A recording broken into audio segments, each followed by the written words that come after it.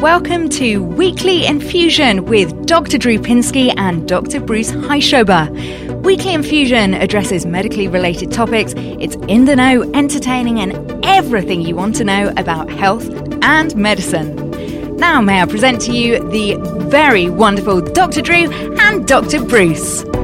And welcome everybody to another episode of Weekly Infusion. Of course, I'm me, and Bruce is out. He's still in Scandinavia, and so it's just I that get the profound pleasure of interviewing Dr. V.S. Ramachandran. He's the director of the Center of Brain and Cognition. He's also a distinguished professor with the Psychology Department and Neurosciences program, all at the UC California, the University of California, San Diego. He is also an adjunct professor of biology at the Salk Institute. If I'm introducing you to Dr. Ramachandran, shame on you. I'm sorry for you because you should know who he is. If you have any exposure to neurosciences, you should know Dr. Ramachandran. His lectures are all over the internet, and I recommend each and every one. But nothing will surpass today's interview. So, Dr. Ramachandran, thank you for joining me. Thank you, Dr. Drew. I'm delighted to be here. I've planned this for a while, and I'm happy to be here. Yes, we've been trying to do this for quite some time. We'll talk a little bit about how we did actually meet in person in just a second, but I want people to get people that are not familiar with your work to understand the material that you put forth in the Telltale Brain that probably is what you're most known for, which is the issue of phantom limb pain. Can you give us just a couple of minutes on that so they understand that story? Sure. The whole question of how the brain constructs body image is fascinating. Close your eyes, you have a vivid sense of different body parts, navigating through space and time, you have a sense of self. Open your eyes, the vision confirms that your hand is still there. All of this we take for granted as axiomatic foundations of your existence. But all of this is constructed in your brain using different sensory inputs. And you realize this when you lose an arm. And an arm is amputated for elective surgery, and then you look at where the arm is supposed to be, there's no arm. You say, doctor, we already done the amputation? And the surgeon says, yes, I have. And you continue to vividly feel the presence of the missing arm. And this is truly astonishing when people first observe it. And they call it, for obvious reasons, phantom limb. Now, it's not merely a curiosity. It turns out to be clinically very important because first of all, you see it in 97, 98% of people after amputation. And just the feeling of an arm being there is spooky, but not aversive. On the other hand, in about a third to half the patients, the phantom arm is also excruciatingly painful. So the phantom will go into a spasm. The thumb will bite into the palm. The fingernails will clench and bite into the palm. And this is extremely painful. Patient will say, my phantom is immobilized like on a block of cement or on a block of ice. And I'm trying to move it, and it's excruciatingly painful. Every morning I try to alter its posture. It's extremely painful. For example, it may be in some anatomically impossible position with the elbow bent backwards, which you can't do with a normal arm, obviously, but the phantom does it, and it's excruciatingly painful. And they can't volitionally move the phantom. If only they could do that, maybe the pain will be relieved. So we devised a very simple technique to help them move the phantom. Sounds like an oxymoron, but that's what we did. You put a mirror in a cardboard box in front of the patient's, on the table in front of the patient. Patient puts his phantom on the left side of the mirror, so it's not visible anyway, but you position it on the left side of the mirror. And then you put your normal intact hand on the right side of the mirror. Look at the reflection of the right side of the reflection of the intact hand inside the mirror. It looks like you resurrected the phantom optically. So you're looking into the mirror, the reflection of your right hand. It looks like your left phantom hand has come back optically. Is it important that they have the sense that they have placed the so-called phantom arm on the table? In other words, they can control it to that point to say, okay, now my non-existent hand, my non-existent right hand, let's say, is on the table, and my actual left hand is in this mirror box. Right. Let's switch, because I'm used to talking about right hand being intact on the left hand. Okay. The left hand is the phantom, and you put it there, and you can't move the phantom. Remember, it's immobilized. What it does is to move is adjust its stump. So it's still frozen, but approximately in the right location. Okay, right, approximately. It has to be congruent with the optical image created by there. So you're moving your right hand, in fact, to position it accurately to match the fixed position of the left phantom hand. Is that clear? Yes, yes. Yeah. And then when you do that, and you say, look, Joe, I want you to move both hands synchronously while looking in the mirror. Send commands from both sides of your brain to both arms simultaneously to move. And it's very important not to just try to move the phantom, but just try to move the real arm, which obviously is going to move, But try to move both. You're sending signals to both. And he says, well, I can't move my left hand. You know that. I said, well, try it anyway. Pretend it's ESP. Just try it anyway for the heck of it. He says, okay, I'll try it. And he looks inside the mirror, moves his normal hand, creating the visual illusion, the optical illusion that the phantom is moving as well. And he's sending commands in perfect synchrony for the phantom to move. So the visual feedback is synchronized with the command in real time. Velocity of light being the only limit. When he does that, he's astonished. He jumps up and down like a kid in a candy store. He says, my God, doctor, it's the first time in my last 9 years my arm has been immobilized, frozen, paralyzed. It's moving again. It's moving. It's wonderful. And I said, stop, close your eyes, try it again. Closes his eyes, moves his right hand. Nothing. It's frozen like a block of cement. Open your eyes, try it again. Opens his eyes, looks at it again. And he sees the optical image of the hand moving along with his command. And he says, oh my God, my hand is moving again. And he's like a kid in a candy store playing with the mirror. And I said, calm down. This is great. We've shown what's going on is when the arm was, so in this chap, it turned out he had a brachial avulsion, which means the nerves support the spinal cord, going into the spinal cord from the arm, initiating forth from the spinal cord to the arm, sensory motor nerves have been avulsed or yanked off by a car accident. The arm was lifeless, lying in a sling and painful. So then in a misguided attempt to get rid of the pain, they removed the arm 10 years ago. He's stuck with a phantom arm in a phantom sling, so to speak. Oh my God. With the same excruciating pain as he had prior to the amputation. And he cannot move the arm. So we realize it usually happens in people who had a preceding real paralysis of a real arm. It's excruciatingly painful, like, for example, in brachial avulsion. So the arm is painful, the peripheral nerves are intact, the arm is painful, and then you paralyze, not moving. And I think it leads to a phenomenon which I call learned paralysis. The brain sends a command to the arm saying, move, getting visual feedback saying, no, it's not moving. Move, no, move, no, move, no.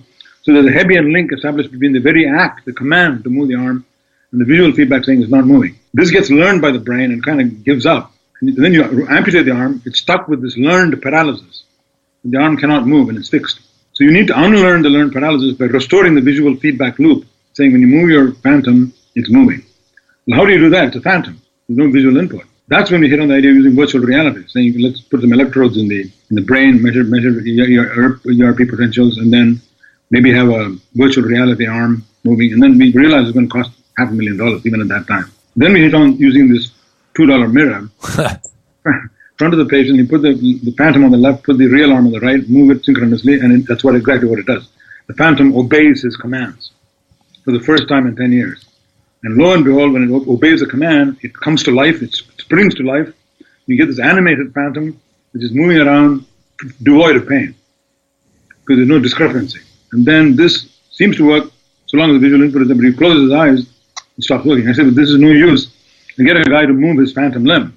I'm not going to get a prize for getting a guy to move a phantom limb. It's a completely useless ability. Sort of arcane topics that a lot of our researchers work on, right? Right. Then I said, well, maybe even the paralysis you see in stroke, and RSD, and complex regional pain syndrome, other types of paralysis you see in neurology, there may be a learned component. And certainly there is in phantom limb. So maybe the mirror, once if it works on phantom patients, it'll also work on other types of paralysis. It'll be radical. So we then said, well, he can't keep on carrying a mirror around. But what if he practices for 2 weeks with the mirror and the phantom on the left side and the real arm on the right side, or vice versa, and practices it for a couple of weeks or a month, a couple of hours a day, then you can unlearn the learned paralysis. When you unlearn the learned paralysis, then you can dispense with the mirror and you can start moving this phantom and the pain goes away. This is a hunch, wild hunch. We thought we'd try it anyway, and we said, Derek, do you want to take it home? And he said, sure. I said, it's only $2, take it home and play with it and tell us what happens. And call me after a month. And after 2 weeks, I call him. I can't contain my curiosity, and I call him and I say, what's going on, Derek? And he said, well, it works beautifully. When I got the mirror there and I move my real hand, my intact hand, the phantom appears to move. I show it to my girlfriend, the pain subsides, and we have a good laugh. Then when I close my eyes, the pain comes back with a vengeance and the arm's stuck. So your technique doesn't work. And I said, well, c'est la vie, Yeah. That's it, keep trying, And then he kept trying for 2 weeks, 2 more weeks, and he phoned me and he's all agitated. I said, what's going on here? He said, Dr. Ramachandran, you're not going to believe this. I said, what? He said, it's gone. And I first thought the box was gone. Yes. I said, calm down, Derek. Tell me what's going on. He said, well, no, the box I got the box, but you see, the phantom limb which I've been fighting for the last 10 years, it's disappeared. I said, what are you talking about? He said, well, I've been practicing with this box, got up this morning, and then my phantom is gone, And I said, my first thought was human subjects and ethics. If I altered this guy's body image permanently, this has ethical consequences. I said, Derek, does it bother you? He said, no, on the contrary, the arm is gone for the last 3 days, and all the pain associated with the phantom has also disappeared, because I can't have pain floating out there in space. There's nothing to assign it to. So the phantom is gone and the pain is gone. But the reason I'm talking to you is my phantom fingers are still up there dangling on my shoulder. Wow. All telescoping, and the mirror box doesn't reach. So can you redesign the box, put it on my forehead or something, get rid of my fingers? Oh. But 5 years ago, and his arm is gone, no pain. His fingers are still dangling here, but the pain even there has subsided. But the fingers are still here. So this is, I tell my medical colleagues, the first example in the history of medicine of a successful amputation of a phantom limb. Oh, wow. That's wild. Right. And then now they've applied it to other conditions like RSD, as you know, reflex symptomatic dystrophy. Is it working? Astonishingly well. Huh. In phantom pain, only 1 out of 3 patients has helped substantially. But that's a lot, if you know the history of phantom limb pain research. Over and above placebo, 1/3 of the patients recovered substantially. I have no basis in terms of data to substantiate my belief about RSD, but I simply have never seen an RSD patient that wasn't on a bunch of opiates. And it makes me wonder if the opiates are involved somehow in the establishment of reflex sympathetic dystrophy or complex regional pain syndrome. And no one ever talks about that, but it's just something to hope you'll file away. Whoop, we lost you. We lost you auditory-wise. Go ahead. The pharmacology of it is poorly understood, as you point out. And even medications are largely useless in the majority of patients. They've even done chordotomy, dorsal rhizotomy, thalamotomy, as you know, and to no avail, by and large. Not much better, and they've never been evaluated against placebo. The phantom pain mirror experiments, by the way, have now been validated in about 40 studies. And then there's one from New England Journal of Medicine by Tsao, T-S-A-O, and Chan, showing in over 25 patients, you put the mirror in half the group and plexiglass in half the group, and hypnosis in another group. Only the mirror works and the other procedures don't work. So it's being tested with double-blind placebo-controlled trials. It's being used all over the country now. It's fantastic.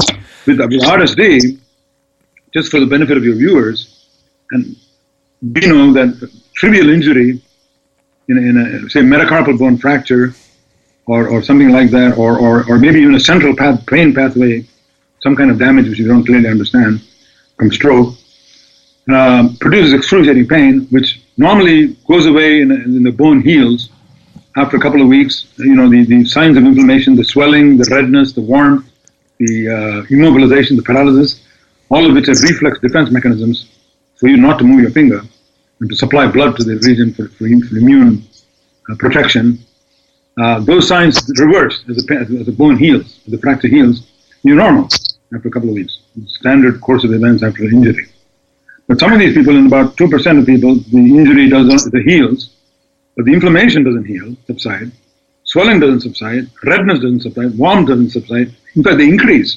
The whole hand becomes swollen, warm, excruciatingly painful, with dysesthesia and paralysis.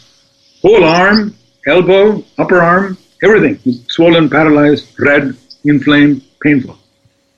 And then sometimes spreading to the other hand, but usually confined to the one hand. So we said maybe this is a form of learned paralysis, whatever that means, or learned pain. So there's some real pain there. Every time the guy sent a command to the arm to move his hand, there's ouch pain signal coming back. The brain gives up and says, look, don't move your hand. So you get a learned pain and learned paralysis. The very attempt to move the hand elicits excruciating pain. It gets progressively amplified when the guy tries it. So the brain just gives up and says, don't move the arm. So we hit on the idea, actually Halligan and Marshall and Pat Wall did the experiment. We suggested it at a symposium. We put a mirror in a box, same cardboard box, phantom pain, put the dystrophic, enlarged, swollen, red, painful hand on the other side of the mirror. Start moving both hands. The dystrophic hand very reluctantly because of its pain. But you try, move it slightly, but move the real hand properly, intact hand properly, and you see the dystrophic hand obeying your command, moving fine for the first time in the last 6 months or 1 year or 5 years, with impunity. Because you're not really moving it, there's no pain coming back. The brain says, my hand is moving fine, but there's no pain. So this unlearns the connection between pain and movement. And lo and behold, in about 2/3 of the patients, the hand starts moving online. You don't have to practice for a week. As you're watching in the mirror, the hand starts moving. The paralyzed, so-called paralyzed, dystrophic hand starts moving. The patient sometimes in tears, thinking it's actually moving, but in fact it's not. It's still in paralysis. It just feels like it's moving. But then he looks at the other side of the mirror, expecting to see it moving, and it's not moving. He just feels and he's disappointed. Then keep trying, and he looks inside the mirror, and he continues to do it for a few minutes, and the arm comes to life. It's animated, starts moving on the table. In a matter of minutes, the swelling goes down. Put a thermometer, the temperature goes down, according to Halligan and Marshall, and we've seen this in some patients. And that is radical. It's the most striking example of mind-body medicine that I've seen since the days of medical school. We've always been taught that there's a lot of mumbo-jumbo out there, mind-body. Now we all accept that might be a great deal of truth to it. But this to me is the most striking example, where a mirror, visual feedback, causes the swelling, the edema to subside, and the temperature to fall. You can't fake that. You can fake pain, sure. You can't fake edema and temperature. And so this is a story, and this has been tried on 2/3 of the patients. There's substantial recovery of function. This has been a paper in the New England Journal of Medicine about 3 years ago by Caccio. And dozens of studies since then. If you go on my website, all these studies are described. And it's now being recommended by the by the British Medical Journal as the first line of treatment for RSD, the mirror. If that doesn't work, then move on to your rhizotomies and chorotomies and sympathetic ganglionectomies. Which doesn't work either. Now, I think it's your most recent book is A Brief Tour of Human Consciousness. That's a topic that's very interesting to me. What is it's obviously a very full landscape of ideas about consciousness. Where do you come in on that? Well, it's a fascinating topic. People have described it as the last great frontier. And cynics have said it's consciousness is a topic about which a great deal has been written, but nothing is known.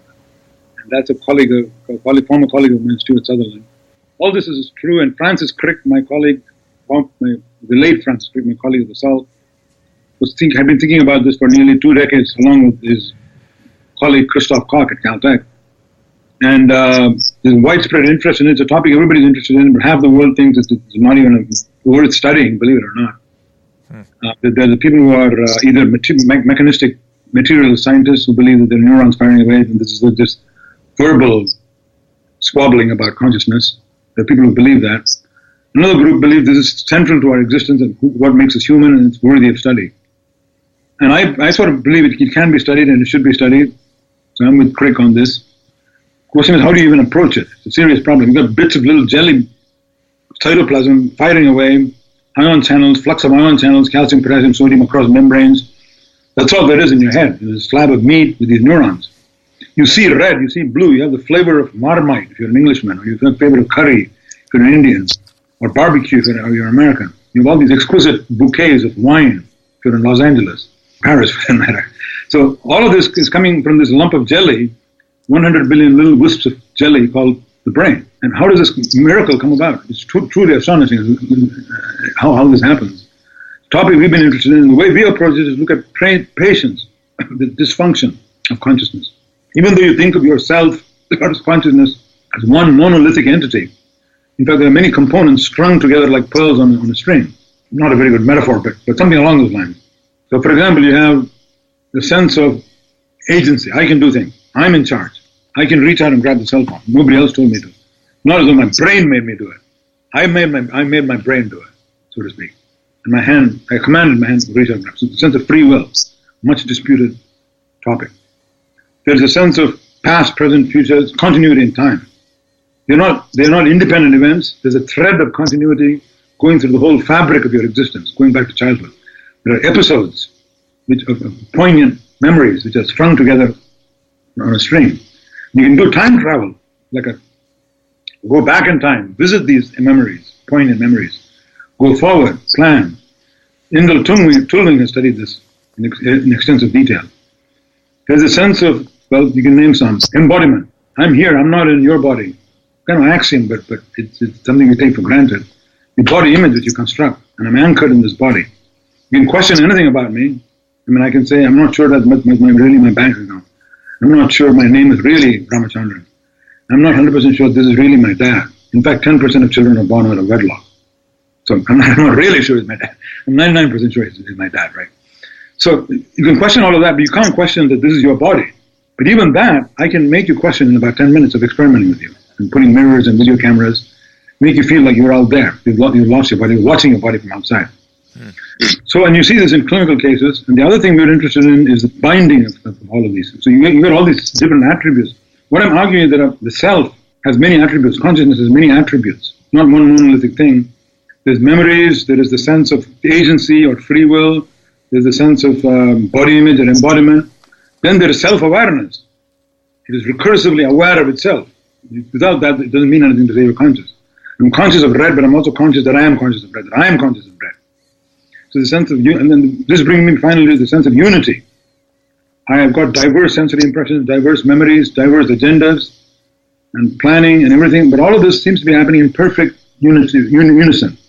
There's harmony, or everything is synchronized. Many have argued there's an illusion. You can show that the synchrony is partly dubious. It's something you accept as a working hypothesis to live your life. You can generate visual illusions, but this gets dislocated in a spooky way. But in patients, you certainly see this, different components of the cells being affected separately. But what I'm getting at, I guess, is you want to understand these different aspects of consciousness. Maybe there's no consciousness, one big question like DNA and heredity. I understand many aspects of consciousness by studying patients in the clinic. Patients who have deficits in self-awareness, for example, or free will, for example. Then the big question is, how do you unify all this? The unity of conscious experience. The binding problem. One version of the binding problem. You get umpteen different sources of sensory input, auditory, visual, somatic, muscle position, joint position, and you've got vision, panorama vision in front of you, your hearing, your free will, your memories. But all of this happens in one arena, in perfect synchrony with one guy called you, watching this grand play being performed in front of you, and you're the performer, and you're the actor, and you're the viewer. How does this come about? And this is a big question in consciousness. And we're studying it empirically by looking at patients with disturbed consciousness. To give you an example, patients with Capgras delusion, a patient who's got damage to the connections between the visual centers in the brain and the limbic structures, the emotion structures in the brain. So he has normal emotions, he laughs, he cries, he pleads, he's even subtle emotions he's capable of. He has normal vision, he said there's a book, he can read a book, he can repeat it to you, he can remember, his memory is normal, he can remember a paragraph you read an hour ago, he remembers having seen you. But he looks at his father or his mother and he says, this is not my real mother. She looks exactly like my mother, but she's an imposter pretending to be my mother. Now, this is astonishing that the young man, recently involved in a car accident, completely normal neurologically in every respect, except when it comes to his mother, he says she's an imposter, often developing a slight paranoid flavor. And this has now been, when we studied it, few people knew about it, but then we figured out that there's a real reason for why it happens in the brain. Why would a guy deny that his mother is his own mother, but not deny this about say, some other person, like a male man, only his mother? And the Freudian account of this is that this guy had a strong irritable urges towards his mother, sexual urges towards his mother when he was young, when he was a baby. These sexual urges get suppressed as he grows up, thank God. Otherwise, you'd be sexually aroused when you saw your mother. Nice. By the cortex. And then the blow to the cortex removes the inhibition. And these latent sexual urges come flaming to the surface, and suddenly, inexplicably, you find yourself sexually turned on by your mother, and you say, my God, if this is my mom, how come I'm being sexual? So this can't be my mom, she's an imposter. This sounds very, very elaborate and far-fetched to you and me, but with his, problem, according to Freud, not Freud, but Freud followers, it's the only interpretation that makes sense. This is, I think, largely baloney, because I've seen patients with Capgras delusion, not about their mother, but about their pet poodle. It's a doctor, this is not Fifi, it's some other dog which looks just like Fifi. Now you try to use the Freudian Oedipal explanation for that, it doesn't work, right? You have to say that latent sexual bestiality in all people or some such thing. Okay, right.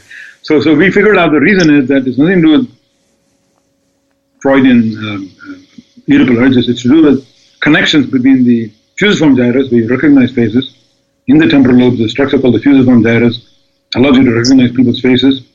From there, there's a wire that goes to the amygdala and insula, and the wire that goes to the amygdala and superior temporal sulcus, that wire gets damaged by the accident. either directly or indirectly through some other pathway. So we perceive the mother as mother, and the semantic links are evoked. She's good to me, she's my mother, she's my father's wife, and all that. But the emotion is not there because of the disconnection. You see, there's no emotion. There's no emotion. I don't feel any warmth. I don't feel any joy. I don't feel anything when I see this woman. But how can she look like my mother? She must be an imposter. And believe me, you can test this. You take normal people and you put normal men, and you put or same thing applies to women in reverse. But let's take men. You put 2 electrodes on the palm, measure the sweating, degree of arousal when they look at something in the world. You look at lions and tigers, they get sweating because the visual signal goes to the hypothalamic nuclei. The appropriate action needs to be taken to what you're looking at. If it's a chair or a table, you don't sweat. You don't get excited. But you see a lion or a tiger, you prepare the body for action, sympathetic outflow, heart beats faster, blood pressure goes up, your autonomic outflow causes you to sweat. To dissipate the heat that's going to be created from working from activity, like pursuing a prey, pursuing a predator, avoiding a predator, pursuing a prey, pursuing a mate. So all these actions kick in and you start sweating. We're not interested in the rest of the behavior, we're interested in sweating, an unreliable index of emotional arousal. Take any one of you, put you in front of this machine, measure the galvanic skin response, and show you pictures. Lion and tiger, you sweat. And I show you just Joe or somebody you've never seen before, you don't sweat. If you show your mother, everybody in the audience, without exception, I've never seen an exception, start sweating when you see your mother. You don't even have to be Jewish. You start sweating when you see your mother. This patient had no galvanic skin response to his mother, showing that vision has been disconnected from emotion. Not only that, somebody calls from the adjacent room, his dad phones him, picks up the phone, or his mom has been saying he's an imposter, goes to the adjacent room, after an hour phones him and he picks up the phone, he says, who is this? David, it's your mom. Mom, that's wonderful. It's been a long time since I saw you. Where have you been? There's this woman who comes and says she's his mom, and I'm happy you're here. Delusion goes away completely on the phone. So this shows he's not crazy. She walks into the room after 10 minutes. Who are you? You look just like my mother. How do you explain this? It turns out there's a separate pathway going from the superior temporal gyrus, the hearing center in the brain, to the amygdala, emotional core of the brain. That pathway has not been cut by the accident. So there's no delusion when he listens to her on the phone. When she sees her in person, there's a delusion she's an imposter. It shows you cognitive neuroscience in action, how you can take a bizarre, incomprehensible neurological disorder, neuropsychiatric disorder, discard the Freudian explanation. By and large, there still may be a grain of truth there, but the important explanation is the disconnection between vision and emotion. You can test it in 10 minutes in the lab and show that you're on the right track. Now they've shown it in dozens of patients. And now coming to the self. You've kept the Freudian thing in to explain the galvanic skin response of everybody? Yeah.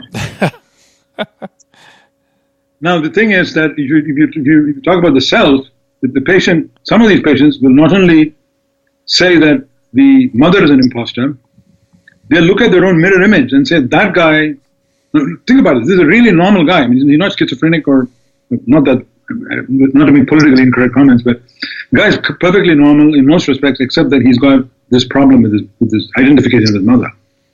We're playing chess, he'll play chess, he'll discuss politics, he'll laugh, he'll cry, he's one of us, he's a normal guy, right? But then he looks at his mirror reflection, he says, that guy, Dad, that guy is the real David. I'm not the real David, and I hope when he comes back, and there's a tear in his eye, when he comes back, he won't disown me. When it comes to self, other distinctions, and conceptual ideas about self, he's completely at a loss. And one time I said, if that's the real, and there's another patient actually, if that lady is Jane in the mirror, then who are you? He said, I don't exist, that's Jane out there. So what are you talking about? I'm talking to you right now. Well, how do you say that that's Jane? Then she comes up with an ingenious solution to this. She says, well, I've often wondered about this myself. It's a source of tremendous distress to me, and I'm puzzled. But I think the only explanation is when I was an infant, and a fetus, not fetus, but newborn infant, I had a twin sister. And we were swabbed in the cradle. And that's me. And I'm that person, that's why I don't feel like I'm me, something like that. I understand later that Mark Twain had made a joke about this, about him and his twin brother, he drowning in the bathtub and him being his twin brother, something like that. Anyway, they come up with elaborate, ingenious explanations to account for these disturbances of selfhood, which they experience in their lives.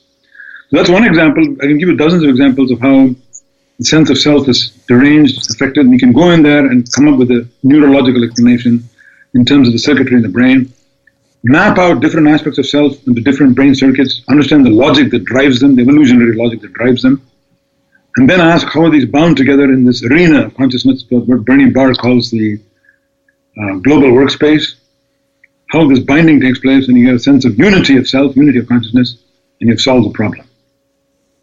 It may take another 100 years, but we're getting there. I've been concerned by a couple of things in the consciousness research. One is that there's a lot of talk about what it feels like, what it feels like to see red, what it feels like to do this. And the people that use that kind of logic don't get very deeply into the nature of the embodiedness of feeling. And I think we've left the autonomic nervous system out of the equation of human consciousness a little bit, and I think it's a major player. So my question to you is, are we getting anywhere in understanding how the autonomic system works and integrates itself? I know Stephen Porges has a ton of stuff about the afferent vagus and all the information that comes from the myelinated and demyelinated vagus. But is there any consensus growing about how this tremendously complex system that's part of our body, what it's doing other than the viscera? Other than vomiting, yeah. It's extraordinary. I mean, I think it's the twin sister of, or twin brother of consciousness, which is ignored by and large. Phylogenetically very ancient and therefore must be extraordinarily important.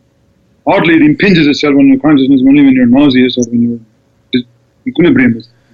Well, I'm not sure that's true. I think that it impinges on. Anytime we say I'm having a feeling, I think that's your vague. I mean, when my heart is breaking, that's a feeling. I feel, I got a gut feeling or whatever. I think all feelings ultimately are coming from the body, and that's the vagus that has the major afferent there. Oh yeah. Yeah, I stand corrected. I think you're right about that because, again, it's easy to fall into the conventional mode of thinking. What I meant was that a lot of the visceral aspects of it are not as direct and explicit as a sense of red. Right. You pay attention to it. But undoubtedly that's true, and it's odd that a lot of the research, clinical research, has been more valuable than work on animals on autonomic nervous system. Yeah. And people like William James, going all the way back to William James, emphasize the importance of this. Yes, and to the self stuff too. I think some of what you were just describing about me in the mirror and I'm experiencing something. The I-me differential that William James talked about too. There was a William James as me, and there was a William James as I. And again, I don't think the consciousness people, I think they left that all behind a little bit. And I think it's in there. The me-I differentiation, what subjectivity is. And then how feelings, how the embodiedness of all that fits together back into that, what do you call it, the whole, what was the whole world, how did you call the unity? Well, I think that there are others who are doing that more than I am. And Damasio comes to mind, who's right here in L.A. Yeah, I was thinking about him. I was thinking when I said subjectivity, I was thinking about him. He thinks that subjectivity is repeatedly reconstructed units that endow experience with subjectivity. So it's a neurological units that repeat, that somehow endow subjectivity into experience. Sure, yeah. And undoubtedly, in any final picture or model of consciousness, that has to fit in. Yeah. Now, the other thing, back to the I-me stuff, I think if a child were to be raised in the woods by wolves or whatever, by nothing, and to, let's say it gets lost in the woods at age 1 and somehow miraculously emerges at age 15, I would argue, and I know in France there was an example of that, I would argue that child would not have consciousness in the sense that we think of consciousness. And to me, that paradigm sets up the importance of the other, and not just the other, but the very social fabric also in which we are embedded. Is anybody thinking about that? The mirror neurons kick in too. Yeah. We have patients, by the way, who will. This is important for notion of embodiment of consciousness and me-other distinction. who amputate the arm, and then they, for some other reason, obviously, and then they look at a normal person, like my student, so he has a phantom arm, right? And I stroke my thumb like that. And he's watching, and he feels the stroke in his phantom thumb. Uncanny. And I stroke my pinky, he feels it. Now, we all do that to some extent. We empathize, and we know what it feels like, but we don't literally feel it. Yeah. Because this person, this phantom, in his phantom, actually feels it. The reason I think is in my brain there are mirror neurons. So let's say I'm the patient. There are mirror neurons in the brain, but before my arm was amputated, which fire, just for the benefit of those of you listeners who don't know about mirror neurons, there are neurons that fire when my hand is touched. They're called touch neurons. These are well known. There's a map of the touch receptors to touch my skin surface on my brain. Similarly, joints and texture and muscle sense and all of that are represented in different subregions of S1 and S2 in the brain, maps in the brain. But some of these cells will fire not only when my finger is touched, my thumb is touched, but when I watch Drew's thumb being touched. So these neurons are firing when you're being touched. There's touch neurons in my brain. They're called mirror neurons or monkey see, monkey do neurons. We discovered in monkeys, but you see it in people too. Christian Kaiser has found this sensory cortex in people. But undoubtedly what the neuron is telling my higher centers in the brain is, look, that's what he's feeling. He's feeling the same thing as you would feel if somebody were to poke your thumb. So empathize with him. But if you poke my thumb with a needle, if you poke my thumb with a needle, I say ouch and withdraw my hand. But if I poke your thumb with a needle, I don't say ouch and withdraw my hand, even though the same neurons are firing. So there's a paradox. How does the brain know the difference? The difference is when the neuron fires, when my finger is being poked, there's a whole pathway being activated. When it fires, when I'm watching you, the receptors for pain in my thumb are shouting at the same time, no, buddy, you're not being poked, don't worry. So there's a veto signal, which goes and partially vetoes the mirror neuron output. So the output is now interpreted as empathize with him all means. Empathize with the guy you're watching. Know that he's feeling pain, empathize with him. But don't literally feel the pain. Don't be stupid because you feel pain all the time when everybody else is being hurt. You're illusionally maladaptive. Therefore, if you remove the arm, that null signal doesn't come in, and I then watch you being poked in your thumb, I literally feel the poke. There's no veto signal. Now it turns out Jamie Ward and others have identified a group of people, and we're studying these people, who are congenitally like this. Congenitally, they're missing the veto signal. So when you poke other people and they watch, they feel the poke in their hand. Some of them being metaphorical, just vague, but some of them are genuinely and truly feeling the pain of other people. So you poke somebody with a needle, they feel the poke, they ouch, withdraw the hand. You measure the galvanic skin response, they're showing a skin response that you cannot fake. So if you call this interpersonal synesthesia, basically you're experiencing somebody else's sensations in your own hand. A perfectly normal person. These people tend to be hyper empathetic. They're extraordinarily high level of empathy compared to most of us, to other people. We talked to a pain management neurologist who has this, believe it or not. You did? Yeah. Oh, here in L.A.? It's always in the South. Joel Salinas. Yeah, Joel Salinas is his name. He's in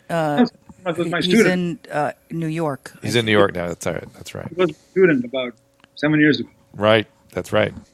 I'm glad he's doing extremely well, yeah. It's crazy, though, what he has to put up, what he has to deal with. It's talking to him. It's like, well, I don't know how he has lots of sort of philosophical ways of processing it.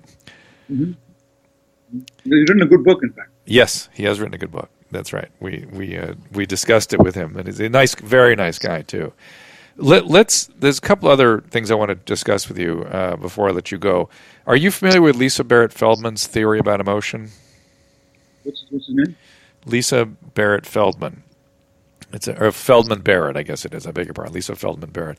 She has it's kind of a peculiar way of understanding emotions as more predictive structures than responsive structure. I think that's the way if you have to read her whole book to get her logic. I'm going to interview her. I've not yet talked to her. Go ahead. It's true of much of perception, all of perception, not just of emotions. Yeah. Therefore, I'm open to that idea.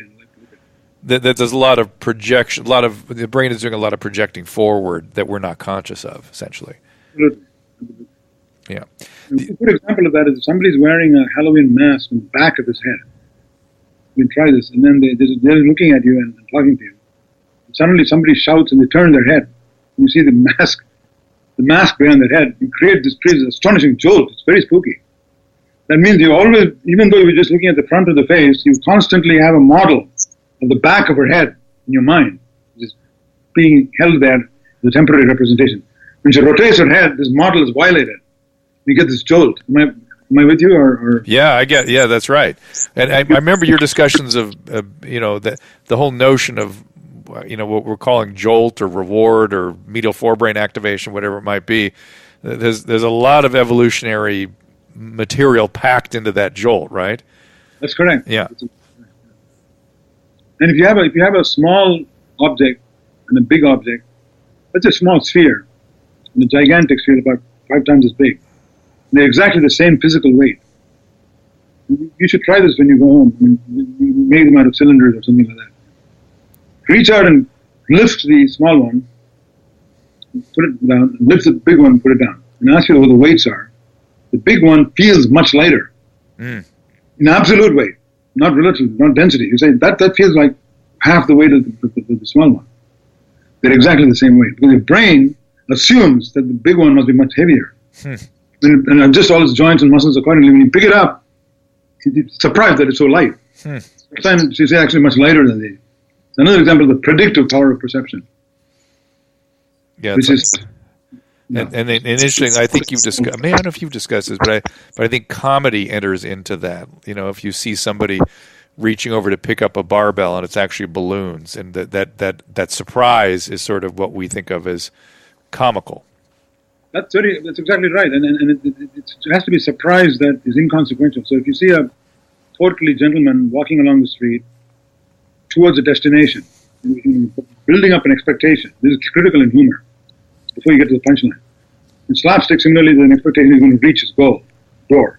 He slips on a banana peel and falls down, and he looks around, wipes his head, and you start laughing, right? This is all slapstick. But if he slips on the banana peel and then skull breaks and blood spills out, you don't laugh. Right. You say, my God, and you go bring the ambulance or shout, right, help, and people run to his aid. So I'm claiming that laughter is evolution's, nature's false alarm bell. You hear an alarm bell, the guy's fallen down, but then you're all going to rush to his aid, but in fact he's not hurt, and you laugh, signaling to all of them saying he's not hurt. It's a false alarm. So it makes you feel good, makes everybody feel good, and say, let him be. It's a false alarm. And there's something deeply social about the contagion of laughter, and let's say it's a stand-up comic. What's that person experiencing by being in command of that social outpouring or jolting all at once, whatever that might be? Yeah, there seems to be a contagion which supports what I'm saying, though, that it spreads to the group. Yeah. Amplifies and says, don't rush to the aid. But then you get into things like nervous laughter and which are hard to explain on this simple model, because it's a starting point for humor, for understanding humor. And the other thing I was going to say is, if you have time, is we study these strange syndromes with the view to understand how the normal brain works, and consciousness works, and embodiment, and all of these things. But you don't hear about our failures. I mean, 5 out of 6 times, 9 out of 10 times, we see something that turns out to be bogus. Not really a valid syndrome, or I don't want to say patients making it up, but you can't study it in any systematic way. You only hear of our success stories, and you say Capgras Syndrome, phantom limb syndrome, cure phantom pain, all that. This will give you one of my favorite examples. There's a thing called Duclarenbolt syndrome. Do you know about this? No. Duclarenbolt syndrome is so bizarre and so unusual, and yet commonplace, that most neurologists have not heard of it, and not even psychiatrists have heard of it. It refers to the following, defined as a young lady who develops a profound delusion that an old, rich, famous guy is madly in love with her, but is in denial about it. This is a definition of the syndrome. Wow. And I said, this is clearly bullshit, right? I mean, somebody must have made it up. But it's described in older psychiatry textbooks. And then it's odd that there's no equivalent syndrome where an older guy develops a delusion that a young hottie is attracted to him. Well, maybe that's so commonplace we don't call it delusion anymore. That's correct. You don't call it delusion. Another one, by the way, is chronic underachievement disorder, which again is called a syndrome, and I call it stupidity. And the third, my favorite one, which you will like, is oppositional defiant disorder, which is widely recognized. Oppositional defiant disorder. And then defined as a spirited youngster who dares to challenge the authority figure, dad or his professor, or indeed his psychiatrist. So the man who invented, the psychiatrist who invented this disorder is a genius, because any attempt by the patient to protest the diagnosis constitutes additional evidence for the diagnosis. It's the same thing as repression or anything like that. It's like, it's a self-confirming bias. It's hysterical. So let's do, to wrap things up, let's talk a little bit about the research that led into that Modius device that you and I got behind, because the research itself is so fascinating. The idea of cranial nerve stimulation changing midbrain processes. Yeah. Well, I'm happy with the overarching approach to this. And Paul, Dr. McGeough, who's used to be a postdoc in my lab, currently a colleague, had this model based on autonomic function and pain circuits in the brain, which at that time, when I saw it, seemed quite convincing, and I encouraged him to go ahead and actually try the experiments. And he and his colleague Jason, they did some experiments on human subjects using the device, and instead of using caloric irrigation, which is an old procedure. Let's tell what it's inducing dizziness, essentially, as opposed to using these semicircular canals of the ear to induce dizziness. He actually stimulates the nerve out of the ear that is the vestibular nerve. Correct, yeah. Which has been shown surprisingly promising results with a lot of weight loss. But I would still say that needs to be cautious. We need to, in my eyes at least, we need to do more experiments on more patients before we can be 100% sure. Yeah. It's still sort of observational. It looks like it's making people. It's all based on some NASA study that showed that these rodents that they spun in a centrifuge for a long time ended up losing weight. Well, naturally you're dizzy, you don't want to eat, but it turns out that they're. But that doesn't explain it, because it's not just during that period that they eating, but the dizziness goes away in a few minutes, and then they continue to obviously eat less. They eat less, and their body fat distribution and composition shifts a bit too, as though, again, from an evolutionary perspective, the body sees something about those experiences that want to change its evolutionary adaptiveness. Correct. Yeah, that's the hidden agenda. Yeah. And, so even as we speak, more experiments are being done. We should have some results. It's the Modius device, and we're kind of excited about it. It seems that I wore it. It seems to do a little something. Right, and it works. Yeah, it seems to do something to me. I think it did, and I worry. And I always, I called Dr. Ramachandran when this first came up, and I was like, "Is this going to hurt anybody? Can it cause dizziness or any?" And it doesn't look like it. I worried about more, sort of medical style untoward effects. But that doesn't seem to be a potential side effect of it, or gliomas, or God knows what the hell that we haven't thought of. But it all seems to be harmless, and it seems to maybe help people lose weight. And if something harmless helps people lose weight, I'm all in. So that's why it looked good to me. But listen, Dr. Ramachandran, it has been a privilege to spend time with you. It's everything I anticipated, and I'm just so grateful that you spent some time. Is there a website or anywhere you'd like people to go to learn more or hear more of your materials? You can go to UCSD, Ramachandran, CBC, Center for Brain and Cognition. Not the UCSD regular university website, but the website for our Center for Brain and Cognition. Say it again, Center for Brain and Cognition, is that right? Center for Brain and Cognition. There you go. All right, Dr. Ramachandran, thank you so much for joining us, and I hope to see you again very soon. Enjoy that. All right, it is fall and your immune system is about to get tested, everybody. Not only does the changing weather mark the start of cold and flu season, it's also back to school time when kids become walking petri dishes. While catching something may be inevitable, there is no excuse for letting yourself get dehydrated in the process. So when you're wiped out with cold or flu, the first piece of advice, always to drink plenty of fluids, but we seem to forget that. Now, once you've started feeling dehydrated, it's already too late for water or sports drinks. Rapid rehydration requires the proper balance of sodium, glucose, and water, and nothing gives this like Hydrolyte. Hydrolyte's formulation is based on established, proven science, and it is the simply best rehydration product I've found in this country. Hydrolyte comes in great flavors, orange, berry, lemonade, and it's available in a pre-mixed drink, a powder, or what I prefer, those effervescence tablets. You just drop in a glass of water or a bottle of water, off you go. It's like your own portable IV, but you can do it enterally. Compared to sports drinks, Hydrolyte delivers up to 4 times the electrolytes with 75% less sugar. Hydrolyte solutions are appropriate for all ages, and each bottle or package includes easy-to-use, easy-to-follow instructions. You can find Hydrolyte at Rite Aid or online at Amazon.com. And for a limited time, our listeners can save 30% on Hydrolyte. Just click the banner on our site, drdrew.com, and use the code DRDREWHY, D-R-D-R-E-W-H-Y at checkout. That is D-R-D-R-E-W-H-Y. Again, that is Dr. V.S. Ramachandran, the director of the Center of Brain and Cognition. Check him out there. And for the rest of you, I'll see you next time. Remember, you can find all these podcasts at drdrew.com. The Dr. Drew podcast, the This Life podcast with Dr. Drew and Bob Forrest, and the Adam and Drew podcast, which is available 5 days a week. Find them all on iTunes and rate us 5 stars. Subscribe and get it first. And if you're really happy, click on the Amazon banner at drdrew.com to help support the show. We'll thank you for it. If you join the email list via drdrew.com/contact, we'll send you a weekly infusion newsletter with Dr. Drew's news. We're so grateful when you get in touch. We read all your emails and we'll bring you the subject matter you want to hear about.